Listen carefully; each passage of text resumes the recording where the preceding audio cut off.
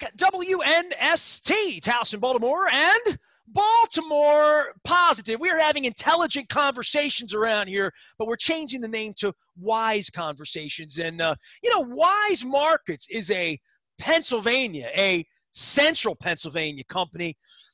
And I keep the company of the good people of central Pennsylvania, including this guy who somehow his brother came into my life throwing baseballs faster than the speed of sound.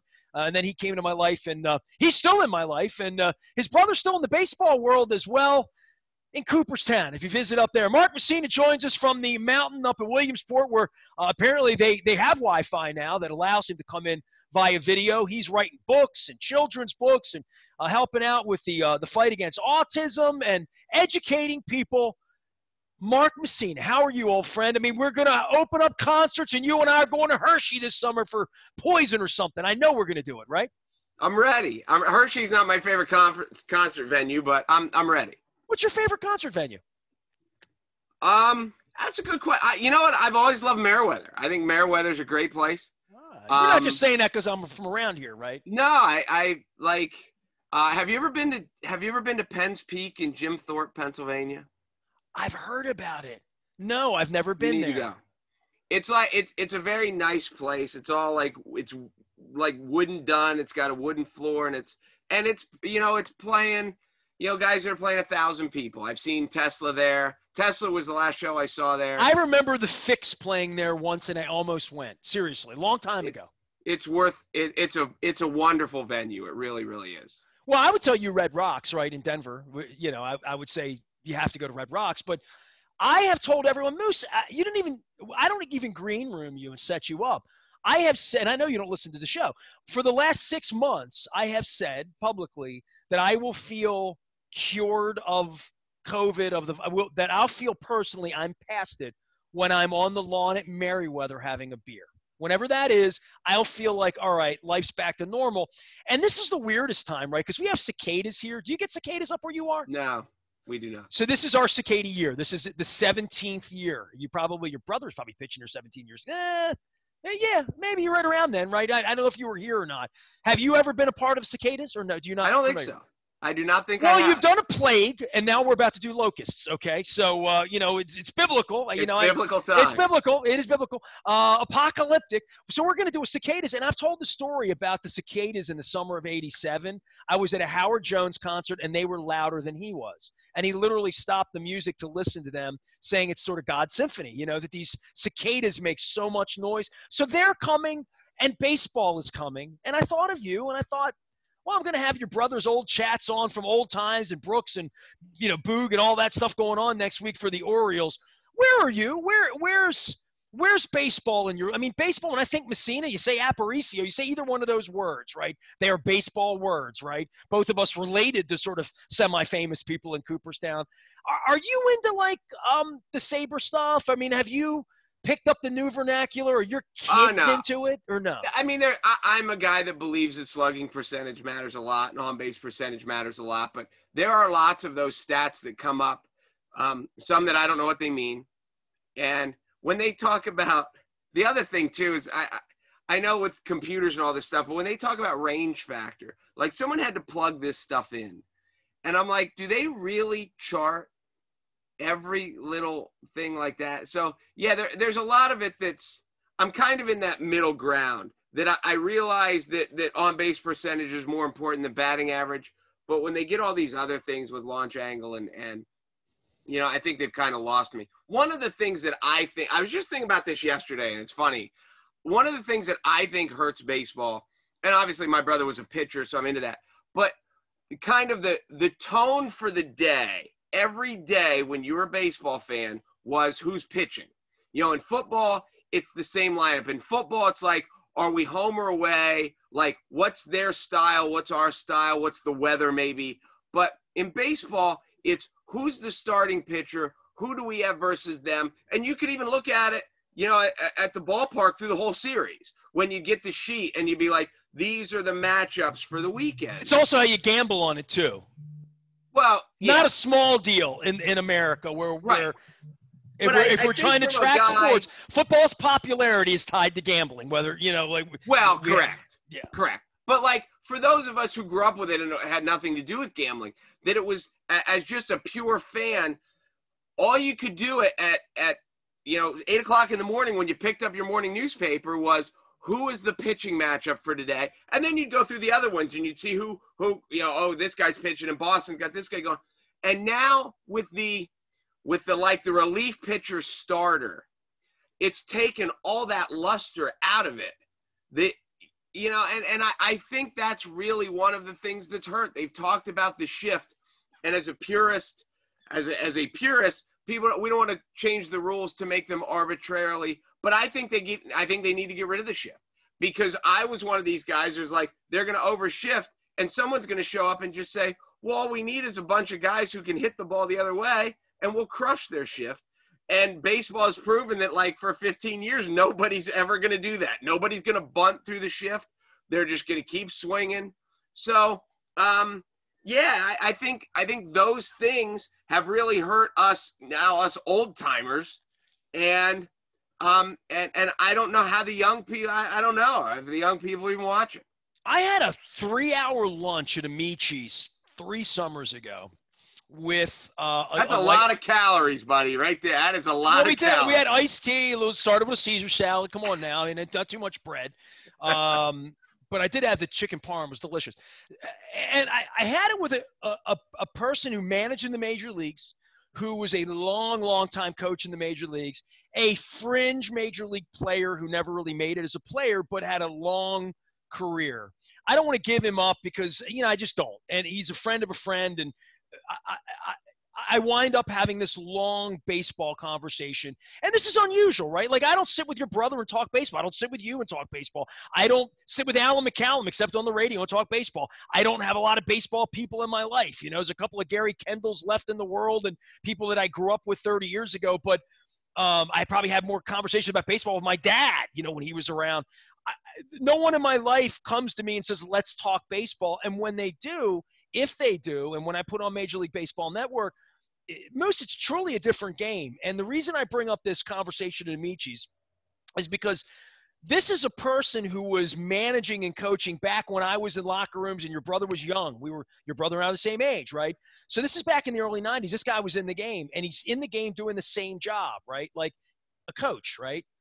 He said to me that the job description for what he's done has changed so dramatically that, if you were a coach back in the day, you were out having lunch and, with me and Ben McDonald in Toronto and some Benihana, and you show up at 4:30, 5 o'clock, and you hit some fungos, and, you maybe watch a little tape if you're in the Tony Gwynn era or whatever. Now, apparently, it's a data sheet that you sit and stare at numbers and try to figure out if in the 8th inning they're bringing in the left-hander, who I'm going to play and how and why. And like, every single part of it is so much more evaluative that the job descriptions have changed for everyone. And, it's not shocking to me that Masson's getting rid of the Rick Dempseys and the Mike. Like, to me, if you're going to be a broadcaster in the modern era and you are not broadcasting it that way, in the new way, not wins and losses and, whatever all of the new vernacular is. And then the audience, your parents are going to be watching the game, and me and you are going to be watching the game saying, I don't understand what they're doing. I need a new Bible. I need a new school. I need a new place to go in order to enjoy the game. And I saw this 3-4 years ago when I'm talking to a coach like an idiot, saying basically I'm an idiot. I got thrown out of the locker room 15 years ago. I don't talk to baseball people. I don't know how it works anymore. Can you tell me? And when he told me, it kind of blew my mind, Moose. You know what I mean? It would blow Sparky Anderson's mind too, right? Well, yeah. And I think one of the things that I've noticed is they, as we talk about the people don't bunt through the shift and people don't, I don't want to say it's such a long season that they're like, this is what we do. And, I want the guy swinging the same way all the time. And he's going to hit his home runs and he's going to hit his doubles and he's going to strike out. And to a degree, it's lost the situational hitting approach. Whereas it's almost like a golfer that's like every par 4 and every par 5, I hit driver, regardless of how the course is laid out, regardless of what the score is, the whole like choke up with 2 strikes and just put it in play and try to hit the ball to the right side and try to hit the ball behind runners. the strategy parts. It's okay, Joey. Just strike out. Yeah, we're just like my guy. This is my guy that's up. This is how he's going to swing hard, and he can't hit the ball to left field. He can't. He doesn't can't practice it ever. Right, and it's just lost all. I don't want to say it's become home run derby is an over dramatization, but it's one of the things about sports. It's like it'd be like in football. They're like, this is the play we're going to run, and it doesn't matter if it's 3rd and 1 or 3rd and 10. And when I was coaching basketball, I used to tell the kids all the time, everything in life is about down and distance. It's like you can't say, well, what are we going to do? Well, I don't know. What down is it? How much do we have to get? Because if it's 3rd and 2, it's a lot different than if it's 3rd and 17. We have to, but it seems like baseball has gone away from that. That I don't even see guys taking pitches. If you're down 2 in the 9th inning, guys will go up. Back in the day, it's like, hey, we got to get somebody on base, and until we get somebody on base, we're looking to walk. It's almost like they say you're going to get 600 at bats, and we don't want to get you out of your rhythm. So we'll go up and swing at the first pitch in the 9th inning down 2 runs, just because that's what you do. And I think that's hurt. If you hit a home run, we're 1 run closer. Right. But, the days of like a bloop and a blast, a walk is what we need, And for those of the people who love baseball, love the strategy and the analytics of it and all. And I think, too, last year it came to a head in the World Series when people get so stuck to the book and so afraid of criticism that they're like, we go to this is our 7th inning guy, this is our 8th inning guy, this is our 9th inning guy, even though we got a Cy Young Award winner who's thrown like 68 pitches and he's cruising. But nope, this is what we do, and it came back. In the annals of baseball, that Snell doesn't get pulled, period, right? Right, and I think because it came back to bite him in the ass, now you're going to see people. I think part of what I think Cash is the dude's name, the manager, who's like, I don't want to be criticized because if I leave him in too long and he gets hurt, the book told me to take him out. Right. Now, on the other side, people are going to say, don't do what that moron did. You have to have a little bit of gut feel for this. And so I don't know. But I think I never thought I would have said this, but I think banning the shift is going to be really, really good for baseball. And I think it's going to allow – because what they've determined is we can't teach guys to hit the ball. How far are you going to be allowed to go? Well, you're just not going to be allowed to cross second base? Is that going to be the deal? Yeah, because now what's happened is they overshift, so we have to hit it over the shift. And that's where the launch angle and the home run. We thought when you and I first saw this overshifting, we thought lefties are going to bunt, righties are going to hit the ball to the right side, and they're going to beat the shift. Well, we're thinking they're major league hitters. They're professionals, like telling a golfer who's a professional, hit it there. He can hit it there 9 out of 10 times because he's a professional, right? Like literally. Right. You would think you're a professional hitter. Tony Gwynn was a professional hitter. When they effed with Tony Gwynn, he effed back. Right. That's what professionals do, right? And now they just try to hit it over him. And that's what's changed everything. That's why the strikeouts are up and the home runs are up. Mark Mussina is here. He writes books about things. His brother's in the Hall of Fame. I usually call him to talk baseball, football, rock and roll, the important things, the essentials, the meat and potatoes of the Baltimore Positive diet. Yeah, baby. So I would just say this for baseball. They're starting next week. Opening day's the 8th here. Fans be damned, lacrosse be damned, sunshine, whatever it is. Baseball universally, not just in Baltimore, not just with the Orioles, not just for John Angelos or TJ Brightman or a last place team here. The issue is I'm 52 years old. I have some disposable income to give them money to go over there to be a part of it. I'm wondering if I'm ever, literally, this is why I started Baltimore. I'm wondering if I'm ever going back or if it's ever going to be attractive to me. And they didn't put the spring training games on TV. They put Adley Rutschman on TV Tuesday. It was like a big deal. The March 23rd, they put him on television. It's crazy. They're not even marketing the team here. There's all sorts of bluster about the franchise and whether it would leave or stay. I don't even want to get into that. I want to get into, all right, they're staying. All right, they're going to be good. All right, Adley Rutschman's going to the Hall of Fame. His plaque will be next to your brother's. I'll buy into all of that. Now, who's going to buy tickets and why and how are they going to get into it? And when they come back now, like me, it's a different game. I mean, for me and Dennis Kalatzos and Bill Cole, the guys that sponsor what I do and are here, when I talk to them, if we went to an Oriole game this year and sat there to watch it, we wouldn't know the players. Let's start with that. We'd have to learn that all over again. So that's part of a commitment. Then you get there and you watch the game, and it is such a different game. That's the part things change, like grass growing or my hair growing. You would say, hey, what's up with this? Oh, his hair grew. Oh, okay, that's cool. With baseball, you go back and it's so different now that you need to refine that love in you. I talked to Mike Gibbons about that this week. Ken Singleton's coming on this week. So I'm bringing all these baseball people on. For you, where is it? Because you watch it every night. You're hinged on it. Your brother became a multimillionaire and went to the Hall of Fame. But you're into it like that. Now you're probably not. My guess is you're not. But what other than your brother pitching, when you put it on, do you recognize it in that way?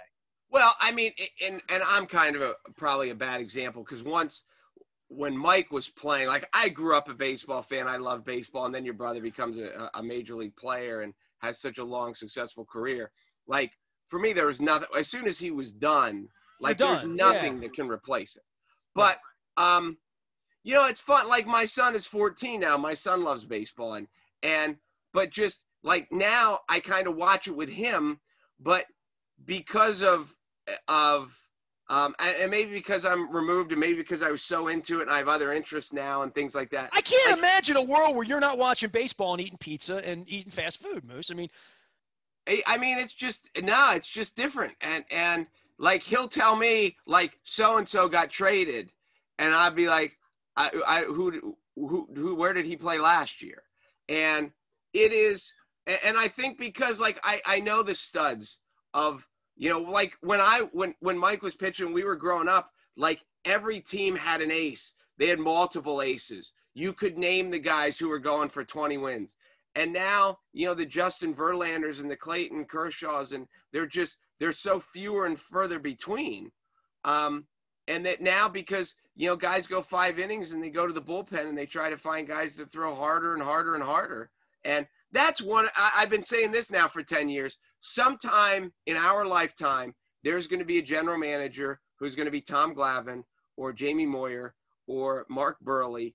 And they're going to say at every level of the minor leagues, we need to have a lefty who can just pitch because we need a guy who can get through 6 innings every time out, who gives them a different look, who gives them something to deal with other than guys who are used to seeing 97-mile-an-hour fastballs.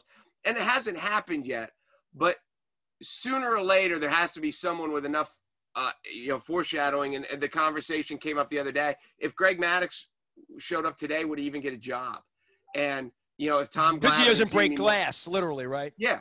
So somebody has to be smart enough, but it takes an owner and a general manager with guts to be like, listen, this is our plan, and we're going to stick with it for 5 or 7 years. Well, the Orioles have done that. The Orioles have done this. We're going to go to Houston and get these geniuses, right? These guys that have all the analytics and the angles and the video. And then you find out they were a bunch of cheaters. You find out they were banging trash cans. I mean, that's how they really won. They cut their teeth on a championship that was stolen, quite frankly.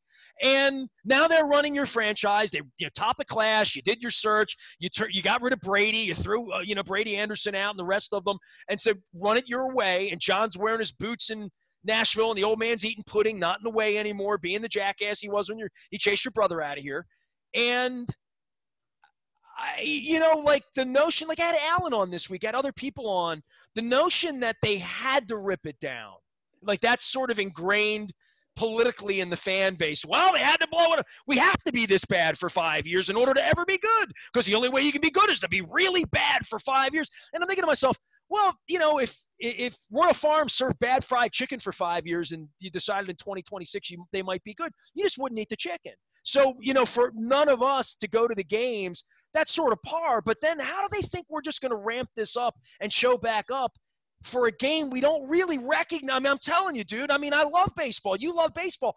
It is a different game if you haven't watched it in 5 or 10 years, not just the players' names. I'm talking about everything about being at the ballpark and the way the ebb and flow, as to whether it's interesting, you know what I mean? As to whether it's engaging, as to whether it's something I want to focus on or concentrate on, let alone all the histrionics of the history of the game and who's being traded and the stuff your kid's into. I'm just talking about sitting for 9 innings for 3 hours and like watching a game and being focused on what's really happening, whether it's interesting anymore to me. Well, I think, I mean, the first thing is if they win, then people come back, and that happens in every sport and every.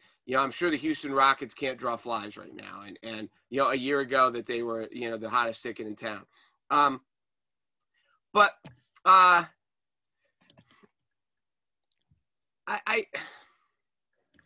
don't know. It's such a complex conversation because we've seen it change and we don't really know. I mean, we don't think it's changed for the better.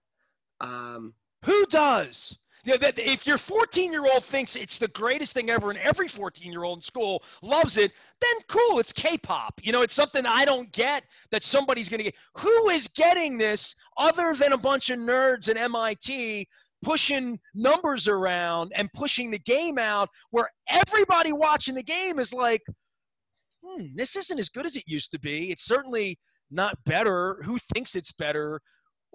I don't know who thinks it's better. I think it's more efficient, but it's not more interesting. It's not more beautiful. It's not more interesting. It's none of that, right? Well, I mean, even if your chicks dig the long ball, if you're that, everybody loves a home run. Do they when there's 12 of them every night? Really?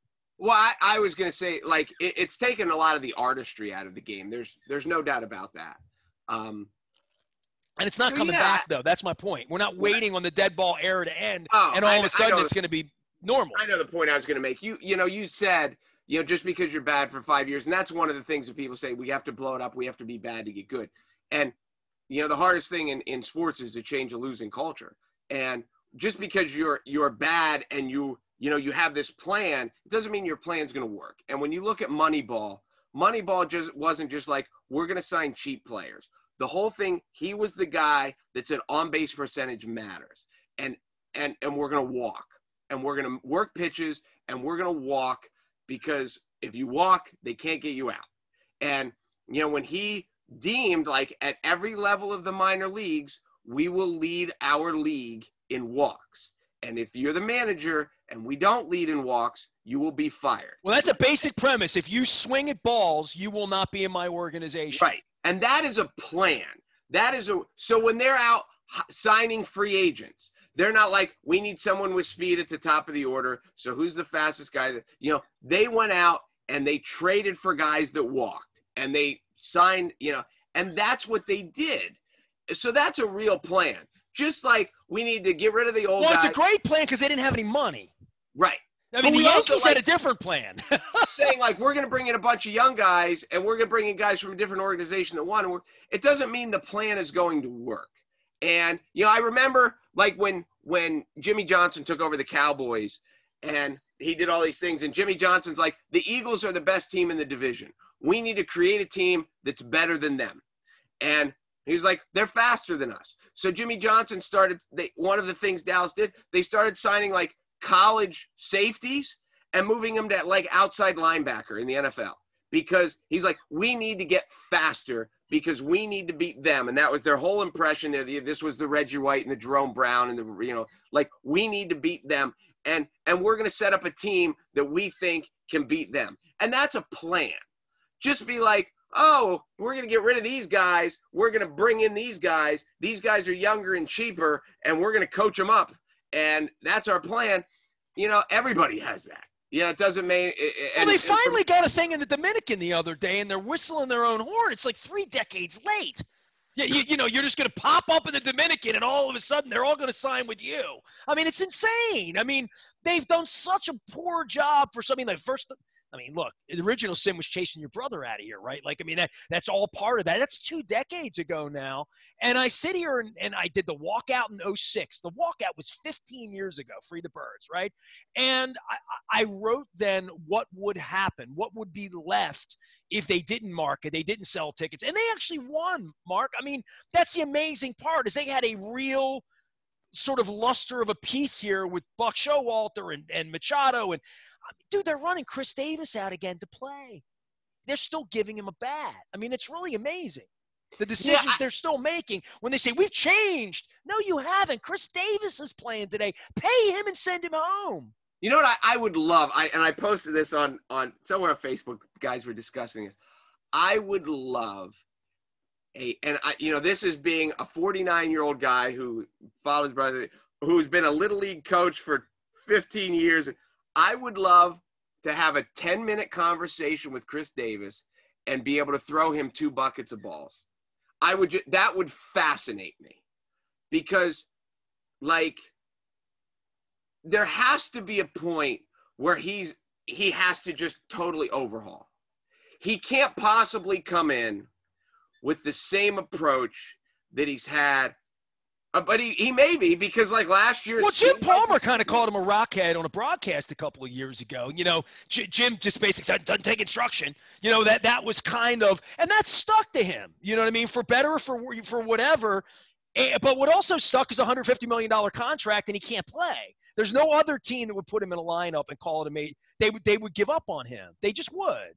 Oh, absolutely. And that's and for a little while I thought the Orioles, because they owed him so much money, I was like, what the Orioles are doing is they're hoping that he has a 6-week span between April and the trading deadline where he finds lightning in a bottle and somebody is desperate and takes a flyer. And that's what they've been hoping for.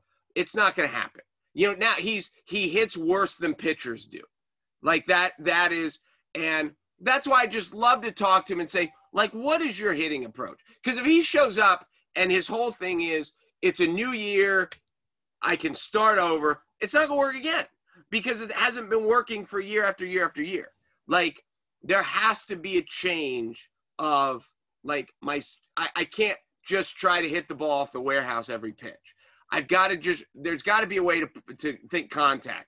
There's got to be a way to get above the ball and hit line drives and hit ground balls to short.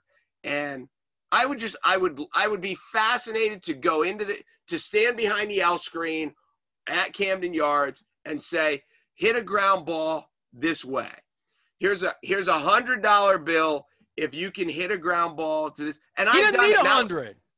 It doesn't matter to him, but like I did it. I had a girl playing slow pitch softball or playing fast pitch softball when my daughter was in softball. And she was like a caffeine drip all the time. And she was so fast. We went through a whole bucket. And I said, Alyssa, hit the ball on this side of me. She went through a whole bucket and couldn't do it because she would see the ball and she's like, and she pulled every one. But she's a 12-year-old girl who's not a professional athlete. I would love to see, for a guy who's a professional hitter, to stand on the mound. I'm going to say, Chris, hit a ground ball to shortstop and see how many balls I have to throw until he can actually do it. Because I'm 49 years old. I'm not a professional baseball player. If I stood in the cage and you were throwing BP and you said, Mark, hit a ground ball to second, I could do it in about 3 pitches. I hit a ground ball to short, try to hit a fly ball. And I could do all these things. So I'm not doing it off a guy who's trying to strike me out, I would love to see if Chris Davis could actually do it. And that's just what it's become to me at this point, because what he hit last year, 103, and I was rooting for the guy. I felt bad. It was a short season. Yeah. Mark Mussina is here, one of my all-time favorites. We should just quit on that. You're not going to top that. I do this professionally, Moose. Plug your book and your childhood storytelling. And I'm certainly not laughing about autism, but I know you've been doing some great work, man. He's getting up to get his book, I think. I'm pretty sure. He's sitting back down. He's got his book. There it is. It's called A Mile in Her Shoes. It's a novel. It's totally made up. A buddy of mine. This is funny. You've written books, and it's funny because a buddy of mine that I went to high school with, like, great friend, lifelong friend, and the book came out in like November, and he ordered them right away. And he just texted me yesterday. Not yesterday. It was this week, and he's like, "Hey, I just started it. I'm 5 chapters in." And you're like, it's so weird because when someone when you know they bought it because they contacted you and they ordered it through your website, and then you don't hear anything, you're thinking, did they read it and hate it?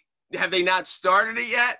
So it was just funny because a buddy of mine contacted me, but it's totally made. It's about a high school girl who has autism who wants to join the track team, and she is not the main character. She's a supporting character, but it basically goes through all the main characters of what this does to their world and the people who are really focused and like, now this throws a curveball in because we can't deal with this the same way, and who supports and who doesn't, and just kind of the challenges of it, of her and her family, but the challenges of it, of the people who, who are, who are already involved, and now all of a sudden you have this a person who is different, and but still wants to be involved and has every right to be involved and should be involved. And it's the kind of the battle of, I have these single-minded goals of track. I'm a track athlete and I want to do this, and these are the goals I want to reach. But in the real world picture, like, what's really more important, and how do we blend the two? So it's funny because I'm obviously not a track guy, but it was a sport. I saw a story about an autistic kid who was rather athletic, but the team, the baseball, football, basketball, soccer, lacrosse, hockey, they were too fat, they were too much. But I kind of thought, what if you had a kid that could really run, and the kid could just run? And by the way, have you seen the story of Chris Nikic? I had Chris on the show. Chris is a Special Olympics Ironman triathlete. Okay. I mean, this incredible story. If you get a chance, NIKIC was on my show during the Super Bowl. NBC was doing something with Hawaii and the triathlon. His father got him involved. He had a train. It's incredible story, and he was a guest on the program. But so, there's a real life story. But where did this come from for you? Was this someone autistic in your life?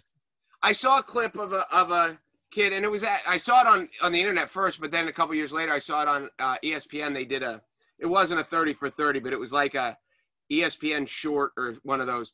And it was about a boy who was a basketball manager, and he was athletic. And if you find the clip, they let him play on senior night, and he played like the fourth quarter and hit like. I think I remember this story. Okay, yeah. That's a wonderful story. And I was like, wouldn't it be neat if he could really play? But in writing, like at his level, he couldn't play. And at his level on the spectrum. And that's why I was like, well, what if so you could either, if you're going to make a story about it, you either make a kid who's mildly on the spectrum, and we've all coached them. Like there's people who've gone through their life on the spectrum and didn't even notice it, but so I've coached them. But if you want to have a kid who's further, more severely affected on the spectrum, then we have to find a sport that person could succeed in, and that's why I thought of track. And as soon as I've mentioned this to people, they're like, well, Forrest Gump could run. And I was like, that's the exact. Well, this is a Special Olympics story of a kid doing this triathlon, Ironman. I mean, it's insane, right? I mean, right. What can you do? People talk about what we can't do. What can you do? So this isn't a far-fetched tale. This is and that's what I wanted it to be believable. I wanted it to ring true, and the characters I created, have their own issues, and I think it's I'm really proud of it, and the reviews have been good. You can get it on Amazon. You can get it on my website at Mussina Books. But and next month, April is Autism Awareness Month, so we have a press release going out. I'm doing a local book signing. Like, it's just been weird because there's COVID. Like they were gonna do. There was a craft show in the mall. I was gonna sell them, but I didn't want to go deal with COVID. And I had a book signing set up. They do like an author's lunch. It was in November, and they canceled it because that's when our numbers spiked again. So I'm supposed to go back this Saturday. Well, your book will still be good when COVID's over. What'd you say? Your book will still be good when COVID's over. That's what I said when I ordered the box. I'm like, this ain't like ordering fruit. Like, it ain't gonna go sour. So it's been fun. You've written books. There's such a rewarding experience to it. To be able to put the whole thing together in order, and what people don't understand is, like, in order doesn't always. There's times that you go back and you're plugging stuff in, and that when people like, what's the last thing you wrote? It's not. It's in like chat. It's in the middle. but I needed a scene, and then I thought of another scene, and then I went to my people. I was like, I just jammed this in. Do you think this fits? Because I like it, but I want to make sure it fits. So it's a fascinating process, as you know. Well, I mean, I read stuff about real life, right? And I've created books about real life. I've never worked in fiction. You know what I mean? I don't read a lot of fiction, since Catcher in the Rye or whatever. And I don't know that I would ever write in a fictional way. I guess that's what songwriters would do. If I did music, that would be my not sticking to sort of facts and information. That's just where I am. So it's a different mindset to think about. I'm a writer. I put words together. Could I dream up a story and write about it? I've just never thought about that. It's fun. It's fun. And you don't. Well, you get a blank canvas. My show's like that every day. Yeah, you're never wrong. You can make up whatever you want, and it's and I'll tell you this: it was originally a screenplay because I wrote a screenplay years ago, and I've written a bunch of them. I should say I sold one. But what made the book, when you're writing a screenplay, you're always thinking about, like, if we're going to film this, where are we going to film it? We need to, it can't be too expensive. I got to find somebody to make it. And where would we make this? And blah, blah, how hard would it be to shoot this? And once you get to a book, they're like, you have as many locations as you want. You can send them to Tibet and it's free. It's just, like, hey, just put them on a plane and send them. No, we didn't do any of that. But once I started laying out, like what the town was like and what you can just lay it out in your head. And it was so, and I'm not a big reader. Like, I don't read fiction either, but I watch a lot. That's why I write screenplays. But it was fun. It was really a fun, challenging process, and I'm really proud of it.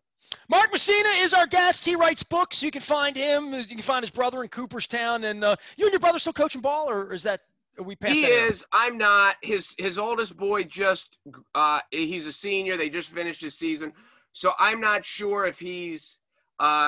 It wouldn't surprise any of us if he was done now. Although we tell him, like, what else you can do in the winter? You can't play golf in January, so not here. So I don't know, but he's been the head coach now for 8 years. He's been coaching ever since he quit playing baseball. So I'm not, but my son's going to be a freshman, and we'll see. I might get back into it, but we're not. We'll see. Well, we'll have your brother throw out the first pitch the next time the Orioles in the World Series Game 1. How about that? Bring him down. There you go. There you go. All right. Always an Oriole in my heart. Mark Mussina joining us here from high on a hill in Williamsport or Montoursville. I want to make sure I get the location correct. I'm not on a hill. I'm downtown, buddy. I am down. I got neighbors all over the place. I live in a rough neighborhood, dude. We're scrappy.